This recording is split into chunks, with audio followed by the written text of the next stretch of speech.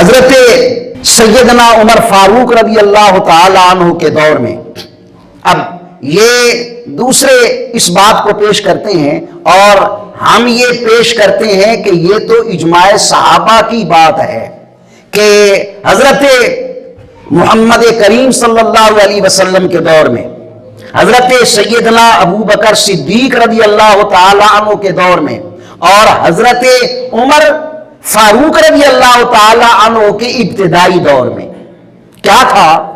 ایسا تھا کہ لوگ اس طرح کرتے تھے کیونکہ حضرت عمر فاروق رضی اللہ تعالیٰ عنہ کے ابتدائی دور تک اتنی زیادہ فتوحات نہیں ہوئی تھی، اور جب فتوحات نہیں ہوئی تھی تو عجمی لوگ عربیوں میں ملے نہیں تھے۔ ایک عربی خالص ہوتے ہیں، ایک عجمی ہوتے ہیں۔ عربی خالص وہ ہوتے ہیں جو عربی کو سمجھتے ہیں، عربی ان کی مادری زبان ہوتی ہے۔ عجمی وہ ہوتے ہیں جن کی مادری زبان عربی نہیں ہوتی۔ تو حضرت عمر فاروق رضی اللہ تعالیٰ عنہ کے ابتدائی دور تک لوگ کیا کرتے تھے؟ ایک ہوتی ہے تاکید۔ تاکید یہ ہوتی ہے کہ مثلا میں نے کہا کہ میرے پاس فلاں ملک صاحب آئے ہیں جو مثلا ایم پی ہیں یا شہر کے چیئرمین ہیں، میں نے کہا کہ وہ میرے پاس آئے ہیں، تو کوئی یہ خیال بھی کر سکتا ہے کہ شاید مفتی صاحب اس لیے کہہ رہے ہیں کہ انہوں نے اپنا بیٹا بھیج دیا ہے یا انہوں نے اپنا کوئی ملازم بھیج دیا تو یہ کہہ رہے ہیں وہ آ گئے۔ جیسے ہمارے عرف میں ہوتا ہے کہ بھائی آپ کا بیٹا آ گیا تو آپ آ گئے، آپ کی طرف سے کوئی نمائندہ آ گیا آپ آ گئے۔ نہیں، عربی زبان انتہائی فصیح زبان ہے، تو عربی زبان میں یہ بتانے کے لیے کہ بھائی وہ خود آیا ہے تو کہتے ہیں جا زیدن زیدن زیدن، بھائی میرے پاس خود زید آیا ہے، نہ تو اس کا بیٹا آیا ہے نہ اس کا کوئی بھیجا ہوا قاصد آیا ہے۔ تو یہ مطلب، تو یہ جو جا زیدن کے بعد دو مرتبہ زیدن کہا گیا ہے، یہ پہلے زید کی تاکید ہے، اس کو عربی میں تاکید کہتے ہیں۔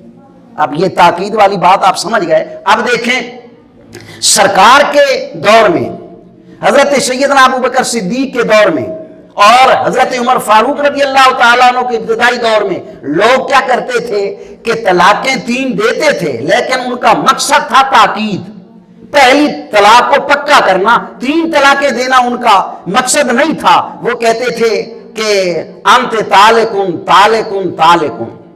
تو اب یہ آخری جو 2 لفظ ہیں طالقن کے، یہ پہلے لفظ کے لیے تاکید ہیں، نئی طلاق نہیں ہوتی تھی۔ لیکن جب حضرت عمر فاروق کا دور آیا، لوگوں نے 3 طلاقیں دے کر اس کو تاکید پر معمول کرنا شروع کر دیا۔ حضرت عمر فاروق نے فرمایا کہ تمہیں شریعت نے رعایت دی تھی لیکن تم نے اس سے غلط فائدہ اٹھانا شروع کر دیا ہے۔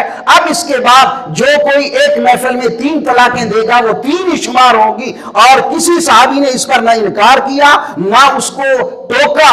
یہ تمام صحابہ کی موجودگی نے، پیارے عمر نے یہ مسئلہ بیان کیا تو تمام صحابہ نے اتفاق کیا۔ معلوم ہوا اس بات پر صحابہ کا اجماع ہے کہ جو ایک محفل میں 3 طلاقیں اکٹھی دے گا وہ 3 ہی پڑھیں گے۔